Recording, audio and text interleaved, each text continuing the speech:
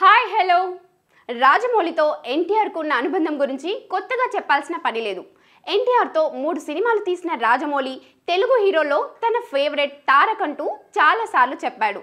Commercial సినిమాలు తీసిన టైంలో ఎన్టీఆర్ తో 3 సార్లు వర్క్ చేసిన రాజమౌళి తన పందా మార్చాక అతనితో మరో సినిమా తీయలేదు. త్వరలోనే అతనితో మరో చిత్రం చేస్తానంటూ ఎన్నో ఏళ్లుగా చెబుతున్న రాజమౌళి ఇప్పటికీ ఎన్టీఆర్కి దొరికాడు.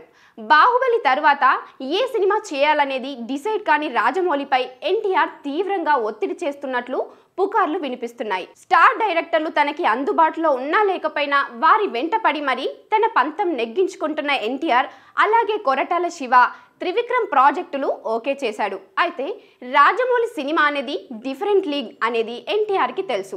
రాజమౌళి తదుపరి చిత్రం దానయ్యకి కమిట్ అయి ఉండడంతో, దానయ్య దగ్గర ఎప్పుడో అడ్వాన్స్ తీసుకొని ఉండడంతో ఎలాగైనా ఈ ప్రాజెక్ట్ తనకే సెట్ అయ్యేట్టు చెయ్యాలని ఎన్టీఆర్ అన్ని దారుల్లో ప్రయత్నిస్తున్నాడని సమాచారం. రాజమౌళి మాత్రం బాహుబలి తర్వాత ఎలాంటి సినిమా చేయాలనేది అర్థం కాక అయోమయంలో పడిపోయాడు.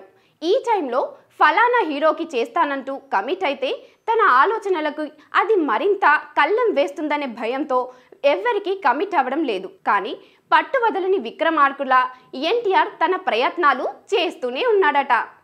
Thanks for watching. Please like, share and subscribe.